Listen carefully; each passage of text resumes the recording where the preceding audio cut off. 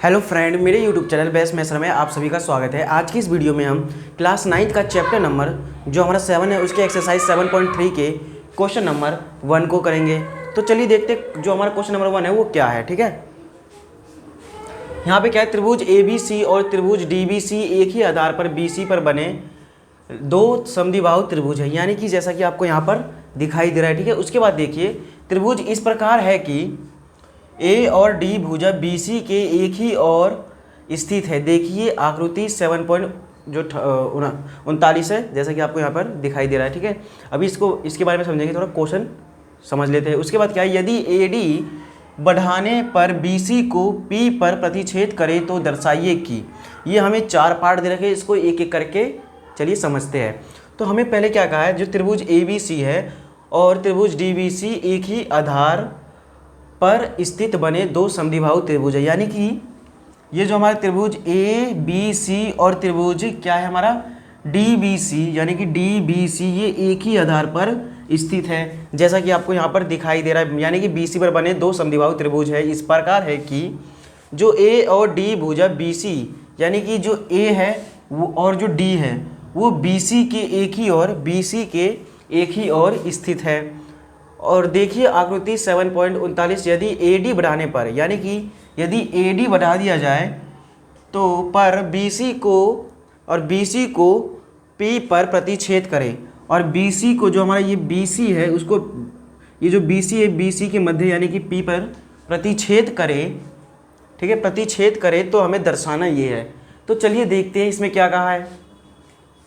यदि हमारा जो यहाँ पर A और D भुजा है BC के एक ही ओर स्थित है, यानी कि ये और ये जो हमारा एक ही ओर स्थित है BC, तो इससे क्या हो जाएगा, ये जो है हमारा इसके बराबर हो जाएगा। ठीक है, ये हमारा क्या हो जाएगा, इसके बराबर हो जाएगा। उसके बाद क्या है, त्रिभुज AB, और उसके बाद देखिए यहाँ पर इस तरह से हमने इसको समझ लिया।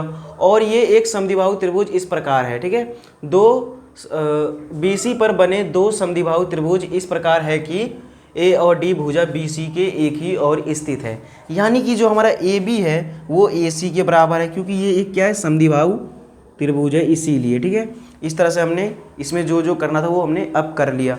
अब देखिए हम एक एक करके इसको करते हैं। तो पहला क्या है हमारा, पहला ये है कि त्रिभुज ABD सर्वांशम है त्रिभुज ACD के, यानी कि जो त्रिभुज हमारा ABD यानी कि त्रिभुज ABD यानी कि त्रिभुज ABD ये वाला त्रिभुज, और त्रिभुज ACD यानी कि त्रिभुज ACD ये वाला त्रिभुज आपस में क्या है, सर्वांशम है। हमें ये सिद्ध करना है। किसी भी त्रिभुज को सर्वांशम सिद्ध करने के लिए हमें 3 कंडीशन चाहिए होता है। तो चलिए देखते हैं इसमें एक एक करके। तो पहले हम लिख लेते हैं त्रिभुज, ये जो हमारा ABD व त्रिभुज ACD है, ACD में, चलिए इसमें देखते हैं हमारा क्या है। ठीक है, हम इसमें देखेंगे। तो इसमें हमें 3 कंडीशन निकालना है। तो चलिए 3 कंडीशन देखते हैं। यहाँ पर क्या है, AB बराबर है AC के। ठीक है, यहाँ पर जैसा कि आपको दिखाई दे रहा है जो AB है वो बराबर है AC के, इस त्रिभुज और इस त्रिभुज के लिए AC, इस त्रिभुज के लिए हमारा AB है और इस त्रिभुज के लिए क्या है, AC है, यानी कि AB बराबर हो जाएगा AC के। यहाँ पर लिख देंगे AB बराबर हो जाएगा AC के, कारण क्या लिख देंगे, यहाँ पर हमारा जो है क्वेश्चन के अनुसार दिया है। ठीक है, इस तरह से हमने लिख दिया। पहला ये हो गया। उसके बाद देखिए ये जो BD है, ये जो हमारा B और D है वो CD के बराबर है, यानी कि BD बराबर है CD के, ये BD बराबर है CD के, ये भी लिख सकते हैं हम कि ये क्या है, दिया है। इस प्रकार से हमने इसको लिख दिया। ठीक है, अब देखिए यहाँ पर ये त्रिभुज हमारा जो ABD है और त्रिभुज ACD है, यानी कि इसमें AD क्या है, दोनों त्रिभुज के लिए कॉमन है। जो हमारा AD है ये जो जैसा कि आपको दिखाई दे रहा है ये दोनों त्रिभुज के लिए क्या है, कॉमन है, यानी कि उभयनिष्ठ है। तो लिख देंगे AD बराबर AD, लिख देंगे AD बराबर AD, क्यों, क्योंकि दोनों के लिए हमारा क्या है, उभयनिष्ठ है, यानी कि कॉमन है। ठीक है, इस प्रकार से हमने इसको लिख दिया। हमको 3 कंडीशन मिल गया। चलिए इसमें देखते हैं कौन सा हमारा लगा है। ये हमारा क्या है, भुजा, यानी कि S, इसमें भी S और इसमें भी S, यानी कि भुजा भुजा भुजा भुजा भुजा भुजा, यानी कि साइड साइड साइड, सर्वांग समता सर्वांग सम नियम से क्या हो जाएगा हमारा, जो हमारा त्रिभुज क्या है त्रिभुज ए बी डी सर्वांग सम हो जाएगा त्रिभुज किसके, ए सी डी के। इस तरह से हमने पहला वाला तो कर लिया। अब चलिए दूसरा भी करते हैं। ये हमारा हो गया पहला, ठीक है, ये हो गया हमारा पहला। उसके बाद हमारा है अब दूसरा, तो चलिए दूसरा भी इधर ही कर लेते हैं। तो दूसरा देखिए, दूसरा क्या है, जो त्रिभुज हमारा ए बी पी, जो त्रिभुज हमारा ए बी पी है, ये जो हमारा त्रिभुज देख रहा है त्रिभुज ए बी पी सर्वांशम है त्रिभुज ए सी पी के, यानी कि त्रिभुज ए बी पी, यहाँ पर देखेंगे त्रिभुज ए बी पी यानी कि ये जो हमारा पूरा इतना है, और त्रिभुज ए सी पी यानी कि त्रिभुज ए सी पी ये जो हमें इतना दे रखा है, ठीक है, इसी को हमें बताना है। इसे भी हमें क्या करना है, सर्वांशम सिद्ध करना है। तो चलिए देखते हैं इसमें भी हम। तो यहाँ पर क्या करेंगे, यहाँ पर हम लिखेंगे त्रिभुज ए बी पी व त्रिभुज किसमें, ए सी पी में, इस तरह से हमने इसे लिख दिया। अब यहाँ पर हम 3 कंडीशन निकालेंगे, ठीक है। तो चलिए देखते हैं 3 कंडीशन क्या होंगे, ठीक है। इस तरह से हमें यहाँ पर 3 कंडीशन निकालना है। तो चलिए यहाँ पर देखते हैं क्या है, त्रिभुज ए बी पी व त्रिभुज ए सी पी में, ठीक है। तो त्रिभुज ए बी यानी कि त्रिभुज ए बी पी और त्रिभुज ए सी पी, ये जो हमें 2 त्रिभुज दिखाई दे रहा है, इसमें हमें पता है कि ए बी जो है ए सी के बराबर है, जैसा कि आपको दिया है ए बी बराबर है ए सी के। इसमें क्या लिख देंगे, दिया है, इस तरह से हम इसको लिख सकते हैं, दिया है, ये हमने लिख दिया। और उसके बाद देखिए दूसरा क्या है, दूसरा भी हम इसी प्रकार से देखेंगे। ये जो हमारा बी है, ठीक है, ये बी है और ये जो डी है, ये जो हमारा बी डी है वो सी डी के बराबर है, हम ये भी लिख सकते हैं। और तीसरा भी देख लेते हैं। और यहाँ पर जो जैसा कि आपको दिखाई दे रहा है, जैसे कि ए पी है, यानी कि ए पी और ए पी, ये त्रिभुज ए बी पी और त्रिभुज ए सी पी के लिए कॉमन है, ये भी लिख सकते हैं। तो हम लिख देंगे, हम क्या लिख देंगे, ए पी बराबर है ए पी, कारण क्या हो जाएगा, कॉमन यानी कि उभयनिष्ठ, इस प्रकार से हम लिख देंगे, ठीक है। अब यहाँ पर देखिए 2 त्रिभुज बन रहे हैं, ठीक है, इस तरह से यहाँ पर 2 त्रिभुज बन रहे हैं। यदि 2 त्रिभुज बन रहे हैं, यहाँ पर एक कोण है, मान लीजिए ये कोण है, ये कोण होगा इस कोण के बराबर, ठीक है। तो हम ये लिख सकते हैं कि जो हमारा बी ए पी, जो हमारा कोण बी ए पी है, वो कोण सी ए पी के बराबर हो जाएगा, ठीक है। तो हम लिख देंगे हमारा जो कोण बी ए पी है, कोण बी ए पी बराबर हो जाएगा किसके, कोण सी ए पी, ठीक है, कोण सी ए पी, इस तरह से लिख देंगे। कारण क्या लिख देंगे, कारण हम ये लिख सकते हैं, यदि ये दोनों आपस में, ये जो ए बी और ए सी बराबर है, ठीक है, यदि ये बराबर है तो हम ये लिख सकते हैं जो भुजाओं के, ठीक है, जो भुजाओं के सम्मुख कोण होते हैं वो आपस में क्या होते हैं, बराबर होते हैं। तो हम यहाँ पर कारण लिख देंगे, भुजाओं के सम्मुख कोण बराबर होते हैं, इस तरह से हमने लिख दिया। अब यहाँ पर देखिए 3 कंडीशन हमारा क्या आया, पहला क्या आया एस, दूसरा क्या आया एस और तीसरा क्या आया ए, यानी कि एस से हमारा क्या हो जाएगा, ये हमारा जो एस ए एस आया है, यहाँ पर लिख देंगे एस ए एस, यानी कि साइड और यहाँ पर जो एंगल यानी कि साइड एंगल साइड, ठीक है, जैसा कि आपको दिखाई दे रहा है साइड, फिर यहाँ पर एंगल, फिर यहाँ पर साइड है, ठीक है, इस तरह से जो दिखाई दे रहा है। तो हम लिख देंगे एस एस सर्वांग समता नियम से क्या हो जाएगा, हमारा नियम से क्या हो जाएगा, ये जो हमें दे रखा है त्रिभुज ए बी पी सर्वांशम हो जाएगा त्रिभुज किसके, ए सी पी के। इस तरह से हमारा ये जो है दूसरा भी हो गया, ठीक है। आई होप आपको ये भी अच्छे समझ में आ गया होगा। अब चलिए जो हमारा तीसरा है उसको थोड़ा सा ध्यान से समझते हैं, ठीक है। तो देखिए ए पी कोण, जो हमारा ए पी है, ठीक है, कोण ए और कोण डी दोनों को समद्विभाजित करता है। यानी कि जो कोण हमारा ए है और कोण जो डी है, ठीक है, यहाँ पर जो कोण ए है और कोण जो हमारा यहाँ पर मान लीजिए ये हमारा डी है, ठीक है, ये क्या कर रहा है, दोनों को समद्विभाजित करता है। यानी कि ये दोनों को जो है, ये दोनों को AP समद्विभाजित करता है। तो चलिए देख लेते हैं इसमें हम क्या देख लेंगे। पहले जो हमने अभी देखा कि इन दोनों को सर्वांशम हमने क्या किया अभी हमने सर्वांशम दिखाया है। तो इससे क्या हो जाएगा, ये जो हमारा है इसको मान लेते हैं हम समीकरण फर्स्ट, ठीक है, इसे मान लिया हमने समीकरण फर्स्ट।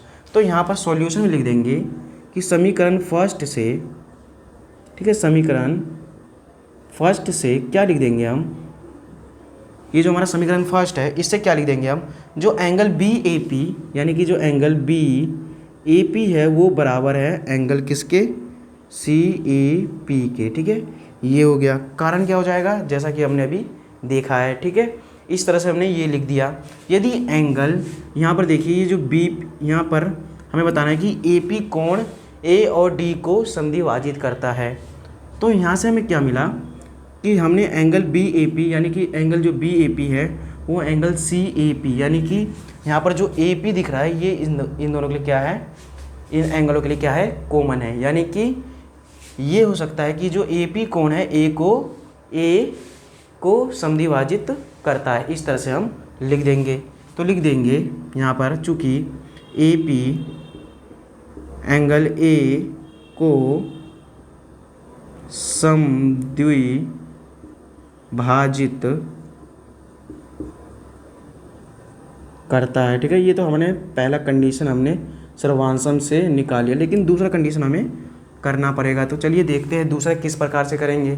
तो यहाँ पर देखेंगे अब हमें बताना है जो हमारा ये ADB है और एंगल ADC, ये दो जो हमारे हैं इसको हमें क्या करना पड़ेगा, अब इसमें हमें देखना पड़ेगा ये जो एंगल जो हमारा ADB और एंगल ADC ये दोनों बराबर है या नहीं।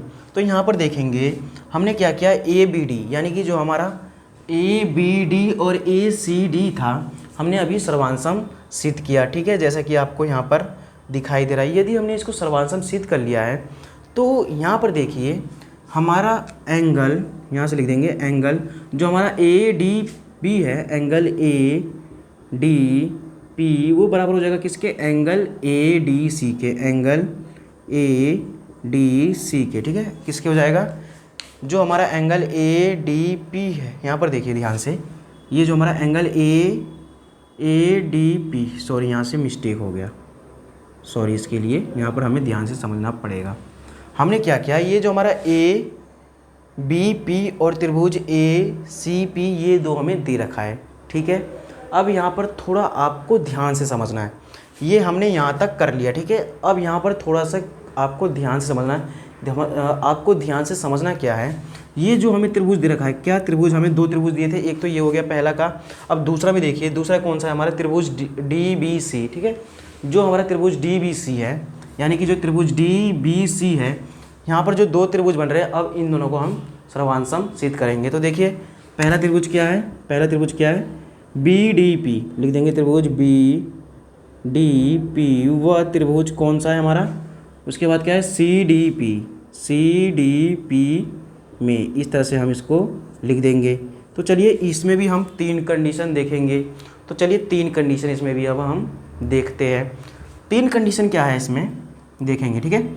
ये जो हमारा पहला कंडीशन तो ये हो गया कि BD बराबर है CD के, ये जो हमारा ये है BD और ये जो CD है बराबर, ये भी हमें क्या था, दिया था, जैसा कि हमने अभी देखा, ठीक है, इस प्रकार से हम लिख देंगे।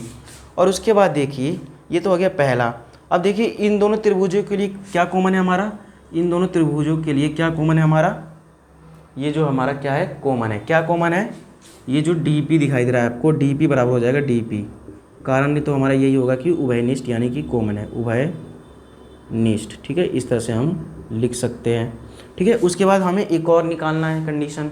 तो एक और कंडीशन क्या हो जाएगा, ये जो BP है वो CP के बराबर है, जैसा कि आपने अभी इसको पढ़ा कि दो समद्विबाहु त्रिभुज इस प्रकार है कि ये जो हमारा क्या है A और D भुजा BC के एक ही और स्थित है, ठीक है, एक ही और स्थित है, यानी कि ये जो है हमारा इसके बराबर है, ठीक है। तो लिख सकते हैं हम बी पी बराबर है किसके, सी पी के।